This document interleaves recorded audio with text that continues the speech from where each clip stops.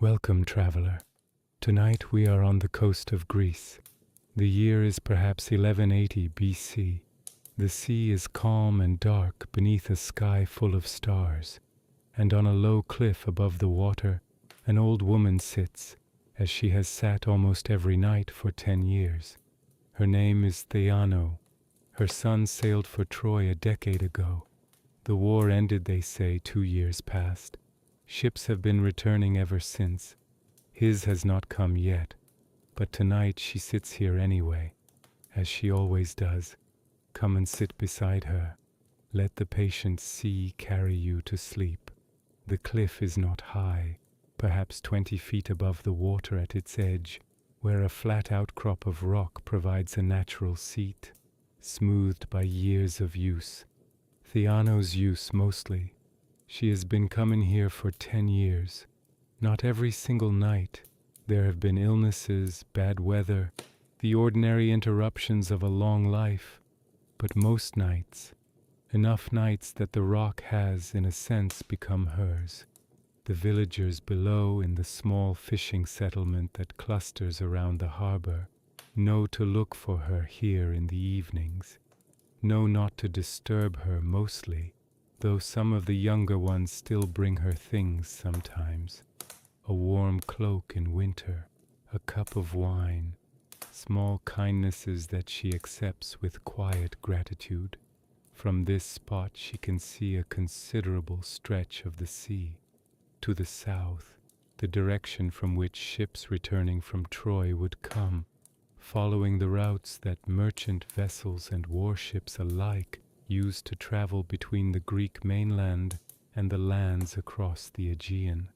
The sea tonight is calm, a light breeze from the west, just enough to put small ripples on the surface, catching the starlight in countless small points of moving silver. No ships visible. There rarely are at night. Most vessels, when possible, make harbor before dark. Sailing at night, without the navigational aids of later centuries, carries risks that experienced captains generally avoid unless circumstances require it. But Theano does not come here expecting to see a ship arrive at night. She comes here because this is where she comes, because 10 years ago she stood on this cliff and watched her son's ship grow smaller until it disappeared over the horizon, sailing south toward a war that everyone believed would be over within a year or two. And something about this place, this specific outcrop of rock, this specific view of the sea, has held her ever since. Theano is 63 years old. She was 33 when her son Philetas sailed for Troy. He was 19 then, her only child. There had been other pregnancies in the years before and after his birth, but none that resulted in another living child. Just Philetas.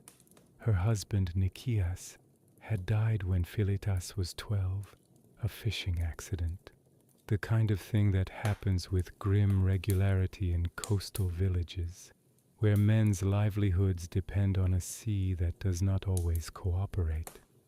She had raised Philetas alone after that, had worked, weaving mostly, producing cloth that could be traded for what the small household needed, had managed through years of careful effort to keep them both fed and the small house in reasonable repair.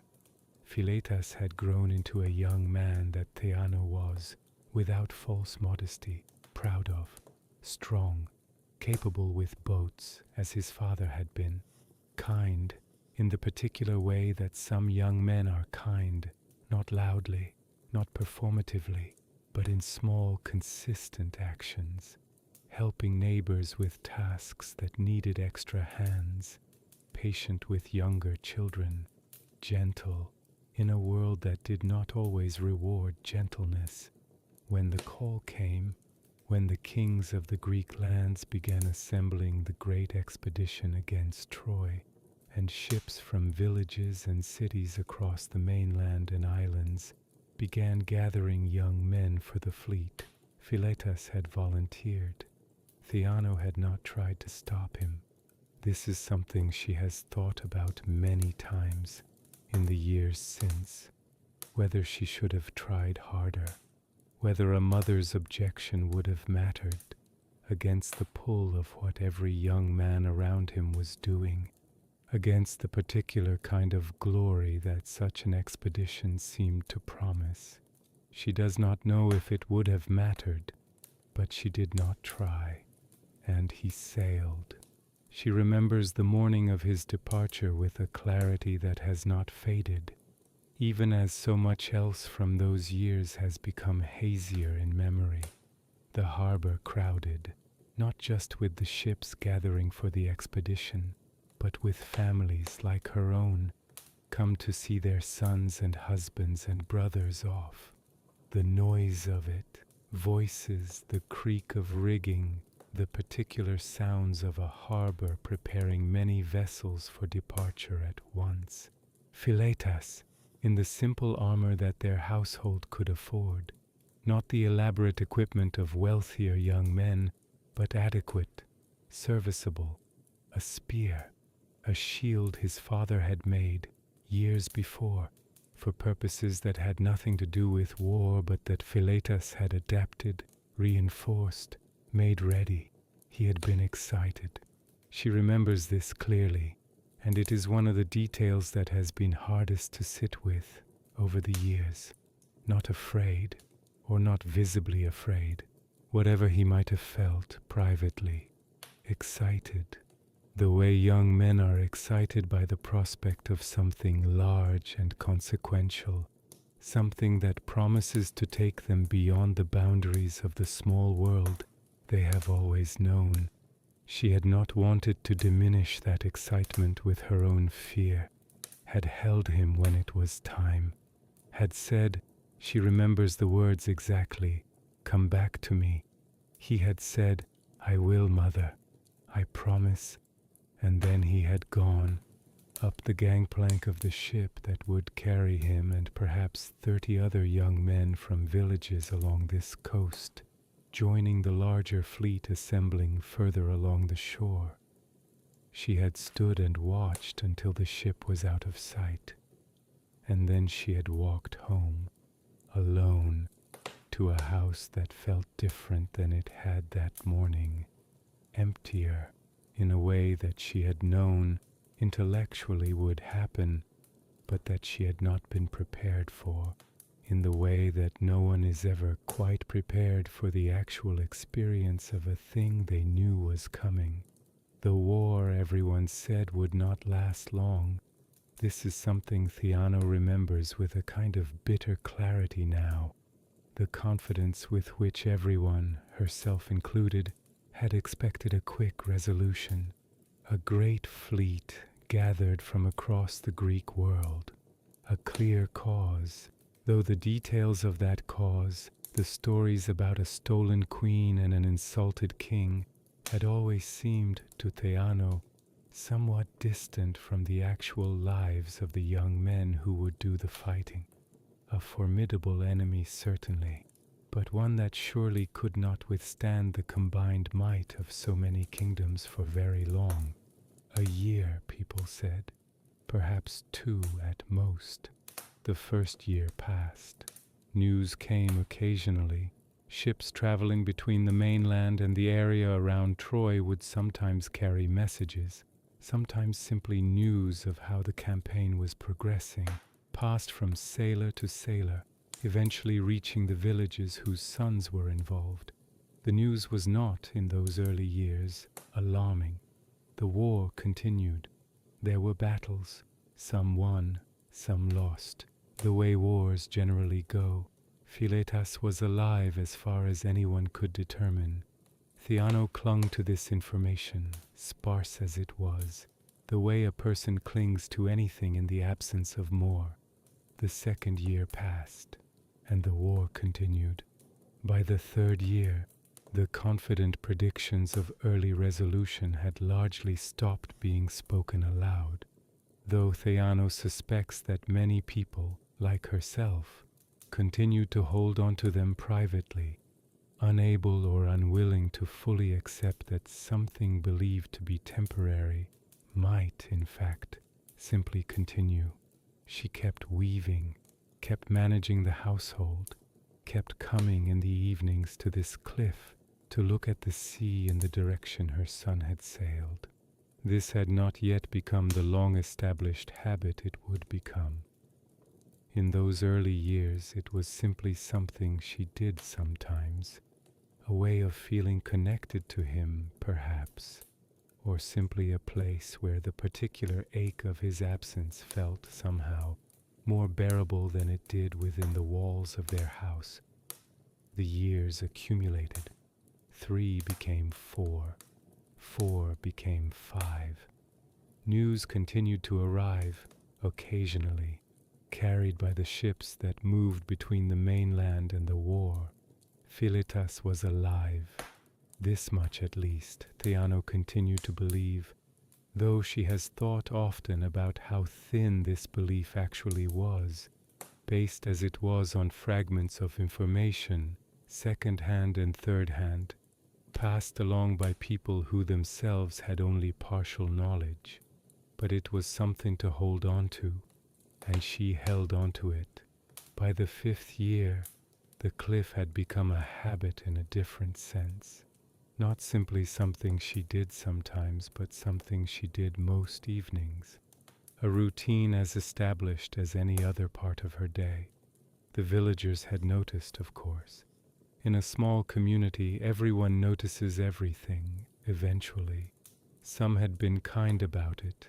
The small gestures of warm cloaks and cups of wine that continued throughout the years, offered without much comment, simply left or handed to her as she made her way to or from the cliff. Others, Theano knew, found it strange, perhaps even pitiable.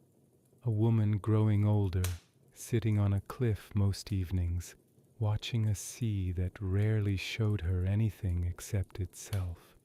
She did not mind what others thought particularly, or rather, she minded less than she might have in other circumstances. The habit had become, by this point, something she did not entirely examine. It was simply part of who she was, part of her days.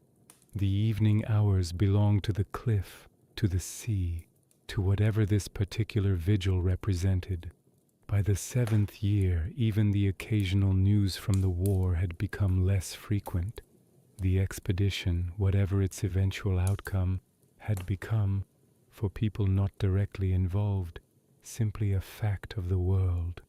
A war that had been going on for a long time, and that continued to go on, and that most people, most of the time, did not think about very much. Theano thought about it every evening on her cliff. The news, when it finally came, arrived in the 9th year. Troy had fallen. The war was over.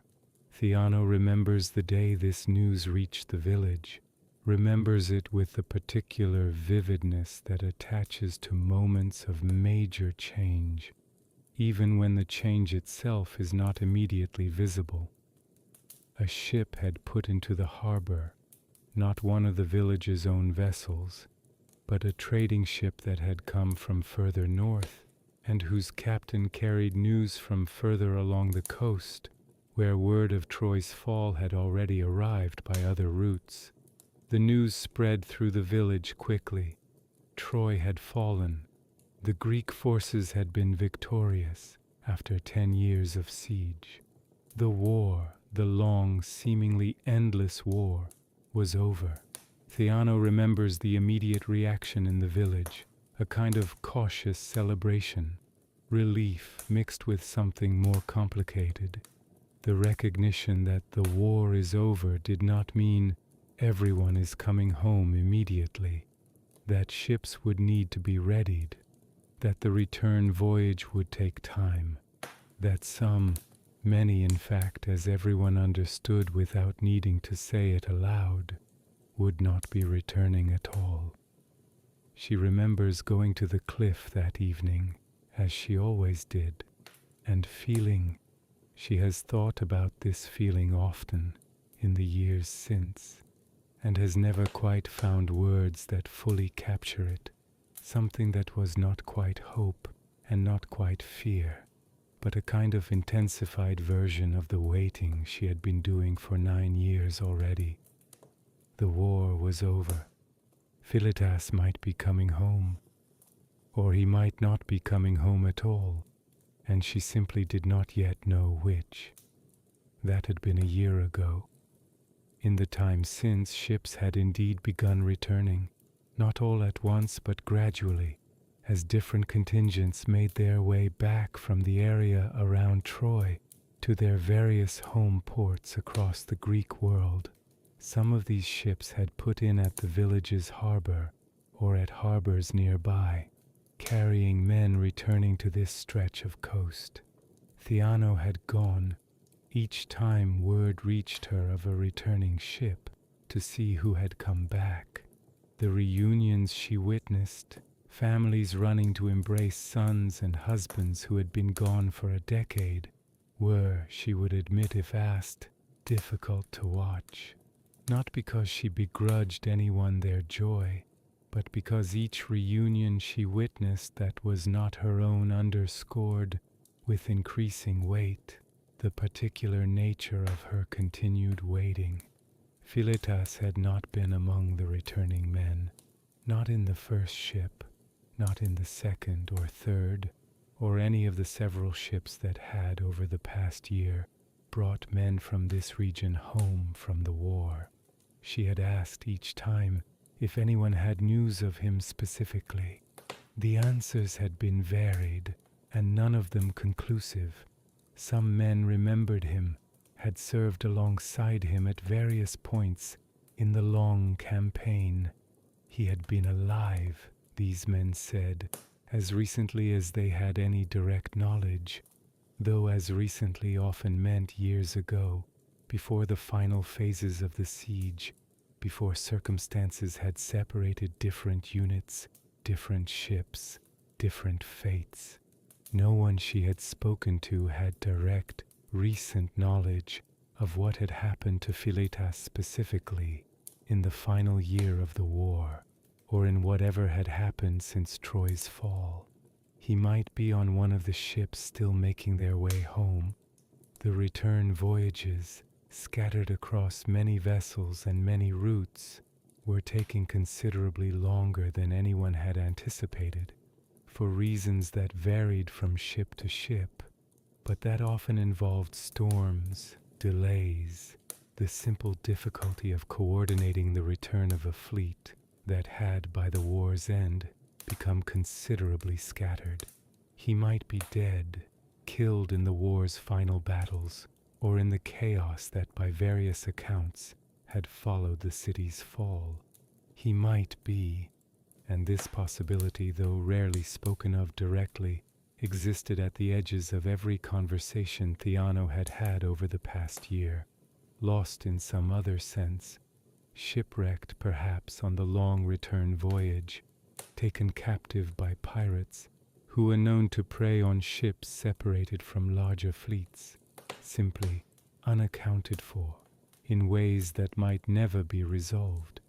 Theano did not know which of these possibilities was true, and so she continued to come to the cliff. Tonight is an evening like many others. Theano made her way to the cliff after the day's work was done. The weaving she still does, though less of it now than in earlier years, her hands not quite what they once were, but still capable, still useful.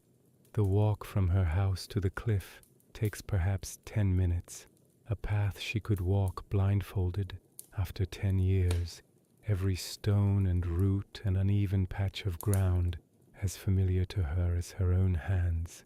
She settled onto the rock, her rock, though she has never claimed it as such aloud, and looked as she always does toward the south, toward the direction her son sailed 10 years and 1 year ago.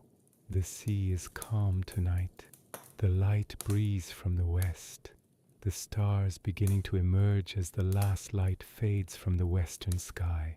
She thinks, as she often does, about Philetas as a boy, not the young man who sailed away, though she thinks about him too, but the boy, the child he was before any of this, the particular way he used to run down to the shore as a small child, fascinated by the water in the way that children near the sea often are, the way he had learned to swim, Nicias teaching him patiently in the calm water of the small bay near their house, before Nicias died, before any is what came after. The sound of his laugh, she can still hear it, in memory, though she sometimes worries that the memory is becoming less precise with each passing year, the actual sound replaced gradually by something more like an idea of the sound, a placeholder for something that was once real and specific, and is now perhaps becoming abstract. This worries her sometimes, the fear that memory itself might be a kind of loss, that even if Philetas is alive, even if he returns, the boy she remembers, the specific texture of those early years, might be something that exists now only in her own increasingly uncertain recollection. She pushes this thought away, as she usually does. Tonight, like most nights, she simply watches the sea. Theano is not the only one who waits. She knows this, has always known it, in an abstract way, but has come to know it more specifically over the years, through conversations with other women in the village and in nearby settlements, other mothers, other wives, other families, with sons or husbands or brothers who sailed for Troy a decade ago and who have not yet returned, or who returned changed, in ways that families are still adjusting to, a year after the war's official end. She thinks sometimes about all these other vigils happening simultaneously across the Greek world, other cliffs, other shores, other women looking at the same sea, waiting for ships that may or may not come. There is something in this shared experience that Theano finds, on some nights, comforting, the sense that her particular waiting is part of something larger, something that many people understand, even if they cannot fully share it. And there is something in it, on other nights, that feels like the opposite of comfort, the recognition that this waiting, multiplied across so many families, represents a kind of collective wound that the war has left behind, a wound that does not heal simply because the fighting has stopped. She thinks about Andromache, not the woman from the old stories, though the name has become, in the years since the war, a name that carries particular weight, given the stories that have begun circulating about what happened to Troy's royal family after the city fell. She thinks about a woman in the next village, also named Andromache, ordinary, unconnected to any story except her own, whose husband sailed with the same contingent as Philetas 10 years ago, and who Theano has spoken with occasionally over the years. Two women sharing the particular understanding that comes from parallel experiences. This other Andromache's husband had returned 6 months ago on one of the earlier returning ships.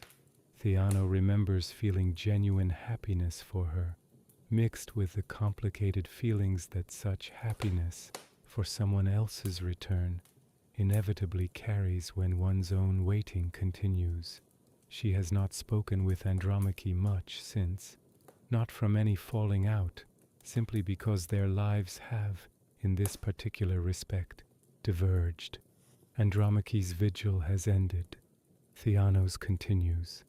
This is, Theano has come to understand, simply how it is. Some vigils end, others continue. There is no fairness to it, no pattern that makes sense in any moral terms. Just outcomes scattered across families for reasons that have nothing to do with who deserved what. Theano has changed in these 10 years. She knows this in the way that anyone who has lived through a long span of time knows that they have changed, not always able to articulate exactly how, but aware in a general sense that the person she is now is not quite the same person who stood on this cliff a decade ago, watching a ship disappear. Some of the changes are simply the changes of age. She is 63 now, was 53 when Troy fell, was 52 and 51, and 50 in the years before that, each year adding its accumulation of small physical changes that taken together amount to something significant. Her hands, which were once capable of fine, intricate weaving work for hours at a time, now tire more quickly. Her eyesight, once sharp enough to spot a ship on the horizon long before others noticed it, has become less reliable. She relies these days partly on the reactions of others, the slight changes in posture or attention among people near her, to know when something is visible that her own eyes might miss. But some of the changes are not simply about age. She has become, she thinks, more patient, though patience is perhaps not quite the right word for what 10 years of waiting produces. Not patience in the sense of calm acceptance exactly, more like endurance, the capacity to continue doing something day after day, without the activity itself providing any clear resolution, any clear sense of progress toward an end point. She has also become, in certain ways, more attuned to small things, the particular quality of light at different times of evening, the behavior of birds, which sometimes indicates changes in weather before those changes become otherwise apparent, the sounds of the sea itself, which she has come to understand over a decade of listening, are not uniform, but vary in ways that reflect conditions she cannot always identify, but has learned to simply notice. This attunement to small things is, she suspects, partly what 10 years of sitting in the same place, looking at the same view, does to a person.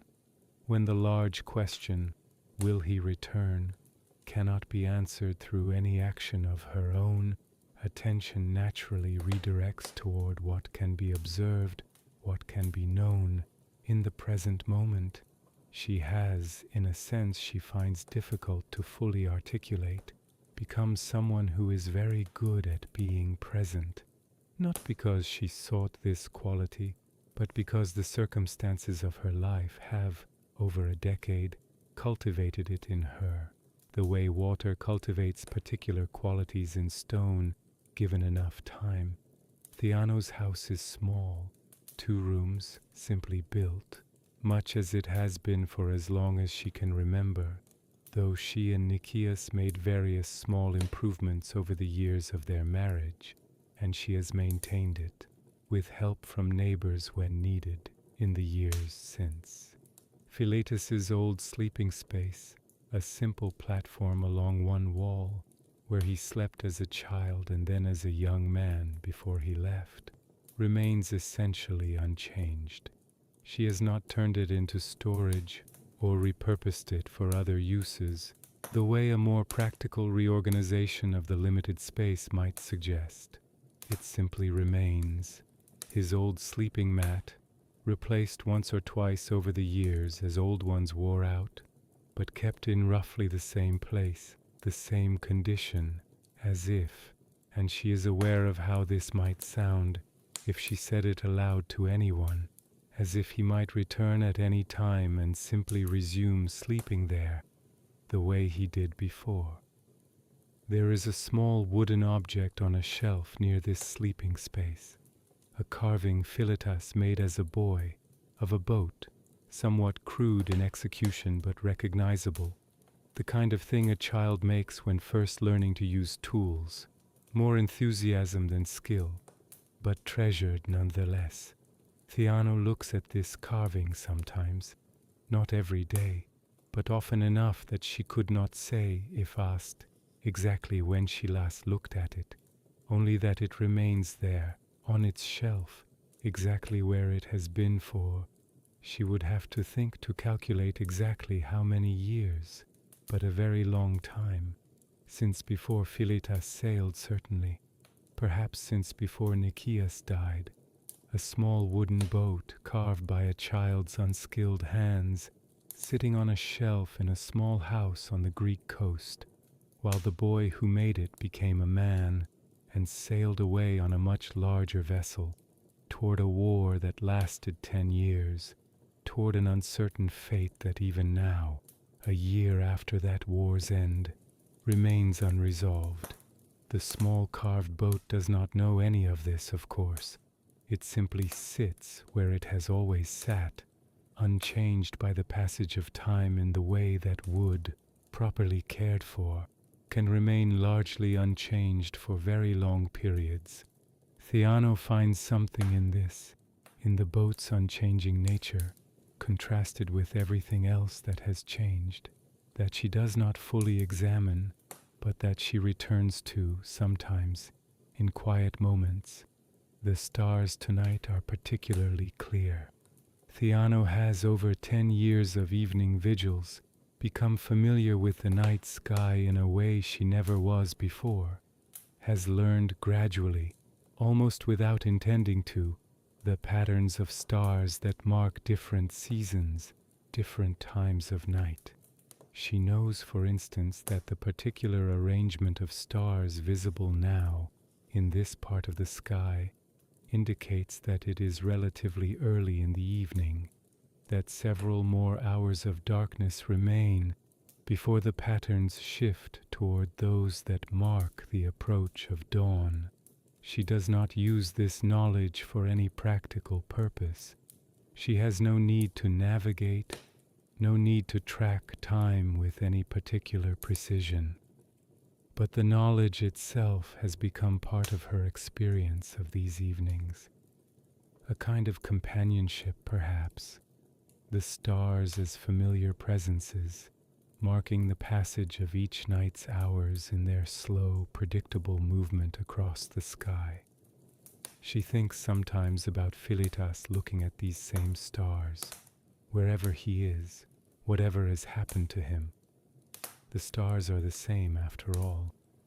Whether he is on a ship somewhere in the Aegean, making his slow way home, or in some port, delayed by circumstances she cannot guess at, or she allows herself sometimes on certain nights to think this possibility through fully, rather than pushing it away. If he is dead, beneath some foreign earth or beneath the sea itself, the stars that shine over wherever he is or was are the same stars she is looking at now. This thought does not resolve anything, does not tell her which of the possibilities is true, but there is something in the continuity of it, the same stars, visible from everywhere, connecting every place and every person beneath them, that she finds, on nights like tonight, a kind of quiet company. Not company that answers her questions, but company nonetheless. She thinks tonight about the promise Philetas made on the morning he left. I will, I promise. She has thought about these words many times over 10 years, has turned them over, examined them from different angles, in the way that a person might examine a small object they have carried for a long time, finding new details even in something very familiar. A promise made by a 19-year-old on the morning of a departure that he, like everyone else, expected to be temporary. A promise made with the easy confidence of youth, the assumption that of course he would return, that of course things would unfold more or less as expected. Theano does not hold this promise against him in any sense, has never, even in the most difficult moments of these 10 years, felt that Philetas failed her by not returning sooner, by whatever has happened in the years since that morning. but she has thought about what the promise meant and what it means now, after everything that has happened. A promise, she has come to think, is not really a guarantee. It cannot be. The world is too large, too unpredictable, for any person to guarantee outcomes that depend on circumstances beyond their control. What a promise is, perhaps, is something more like an intention, a statement of what someone wants to be true, what they will work toward, as much as is within their power. I will come back to you, I promise. Philetas meant this, she has no doubt, meant it fully in the moment he said it. Whether he has been able to keep it, whether circumstances have allowed him to keep it, is a separate question, one that the promise itself cannot answer.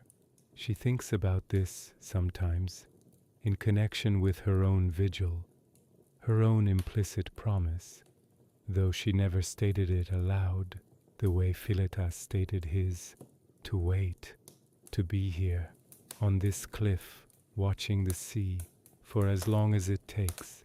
She has kept this promise in the sense that matters, has been here, most evenings, for 10 years. Whether this waiting will eventually be rewarded, whether the ship will come, whether Philetas will return, whether the promise he made all those years ago will finally be fulfilled, this, like so much else, remains unknown. But the waiting itself, she thinks, is something. Even if it resolves in loss rather than reunion, the waiting has been, what? She searches for the word. Faithful, perhaps, a faithfulness to the bond between them, regardless of outcome. This thought, too, does not resolve anything, but it sits with her on this cliff under these stars in a way that feels not like comfort exactly, but like something adjacent to comfort, something that makes the waiting itself feel less like simply enduring and more like a continuation of love in the only form available to her, for as long as it needs to continue. It is well past the midpoint of the night when Theano hears something. At first she is not certain she has heard anything at all. The sound, if it was a sound, was faint, and the night's ordinary noises, the sea, the wind, the occasional call of a night bird, provide enough background that a faint additional sound could easily be mistaken or simply not registered consciously. But something has shifted in her attention, a kind of alertness that she recognizes after 10 years as significant, not because it always indicates anything, but because she has learned to trust these small shifts, these moments when her attention, without conscious direction, focuses on something specific. She listens. There it is again, fainter this time, or perhaps simply because she is now listening for it specifically, rather than encountering it unexpectedly. A sound from the sea, not the regular rhythm of waves against the shore below the cliff. Something else, something with a different quality. She looks toward the direction the sound seemed to come from, south, the direction she always looks, the direction from which any returning ship would come. The night is dark. No moon tonight, just the stars, providing enough light to make out the general shapes of sea and shore, but not enough for fine detail at any distance. She cannot see anything specific, no shape on the water that she can identify with confidence. But the sound comes again, and this time she is more certain of what she is hearing. Oars, the rhythmic sound of oars moving through water, the particular sound that a rowing vessel makes, audible at night across calm water in a way that might not be noticeable during the day's greater ambient noise. A ship, somewhere out there in the darkness, being rowed, perhaps because the wind has died, perhaps simply because rowing at night, close to a known coast, is sometimes how ships make their final approach to a harbor they are trying to reach before full daylight. Theano sits very still. 10 years of evenings on this cliff, countless nights of watching an empty sea, and tonight, perhaps tonight, something is out there. She does not know if it is Philetus's ship. The vast majority of ships that pass this stretch of coast, even now, a year after the war's end, are not connected to her son in any way. Ordinary trading vessels, fishing boats, the normal traffic of a coast that has always seen ships passing, war or no war. The chances that this particular ship, heard but not seen, rowing through the darkness towards some harbor along this coast, is connected to Philetus. These chances are small. She knows this, has always known, on the occasions over the years when some sound or sight raised the possibility, only to resolve into something unrelated. But she sits very still and listens and watches the dark sea where the sound seems to be coming from, and waits. The sound continues, oars moving steadily, the sound growing very gradually less faint. A ship approaching, slowly. Whatever its destination, it is coming closer to this stretch of coast. Theano remains on her rock, watching the darkness where the sound originates. After some time, she could not say exactly how long, time having taken on the particular quality it sometimes does during moments of suspended attention, when ordinary measures of duration seem less relevant than the simple unfolding of events. She begins to make out a shape, darker than the surrounding darkness, low on the water, moving with the steady rhythm that matches the sound of the oars.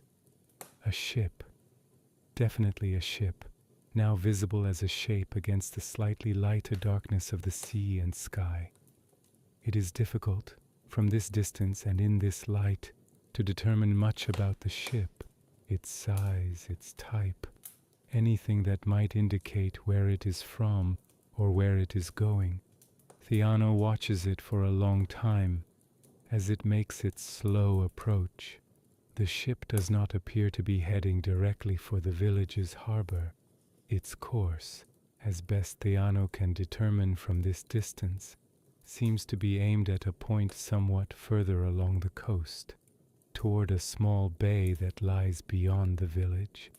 A bay that is sometimes used by ships needing shelter or wanting to avoid a more public harbor for whatever reason.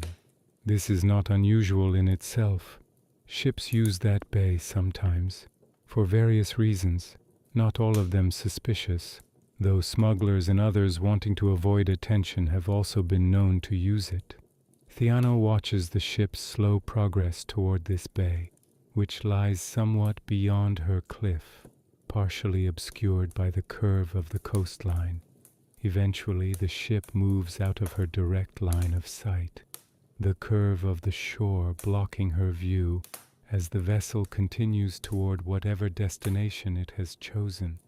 She can no longer see it, but she can, for a while longer, still hear the oars, fainter now, muffled by distance and by whatever obstacles lie between her position and the ship's path.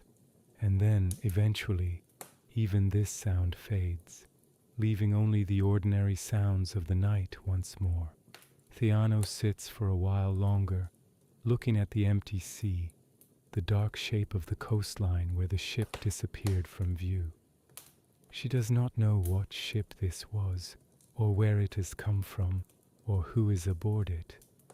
She knows only that, for the first time in longer than she can easily remember, something, some ship, somewhere, has come close enough in the darkness of night for her to hear it. This has happened before over the years, ships passing in darkness, heard but not clearly seen. It has never, in any of those previous occasions, turned out to be connected to Philetas. But tonight, sitting on her rock, looking at the dark coastline where the ship vanished from sight, Theano finds herself thinking, not with any particular hope exactly, but with a kind of quiet attentiveness, that tomorrow she will walk along the shore toward that bay and see what ship has anchored there, as she has done before, on the occasions when ships have appeared unexpectedly, as she will continue to do for as long as it takes, whatever the outcome turns out to be. The night continues. Theano remains on her rock for a while longer, not because she expects anything more to happen tonight, but because this is simply part of the evening's rhythm, the slow transition from active attention back to the quieter state that eventually, each night, leads her back to her house to sleep to the next day. The stars continue their slow movement across the sky. The sea continues its quiet sounds, waves against the shore, the wind, the occasional distant call of some night creature. Somewhere along the coast, beyond the curve that blocks Theano's view, a ship sits at anchor in a small bay, its crew, whoever they are, settling for the night after whatever journey brought them here. Theano does not know who they are, will not know until tomorrow, when she walks along the shore to see. But tonight, for now, she simply sits, feeling something she has felt many times before, over 10 years, but that never quite loses its particular quality. The simple fact of still being here, still watching, still in whatever way this word applies after a decade, hoping, though hope after this long has become something quieter than the word usually suggests, less an active feeling and more a kind of underlying orientation, a direction her attention continues to face, night after night, regardless of what each individual night brings. Eventually she rises. Her body, after hours of sitting, is stiff, the particular stiffness of age, of a body that has done this many times but does not get easier with repetition. She makes her way back along the familiar path, toward her small house, toward the small carved boat on its shelf, toward sleep. Tomorrow she will walk to the bay. Tonight she simply walks home, under the stars, along a path she could walk blindfolded after 10 years of walking it. Let your own breathing slow now, all the way down.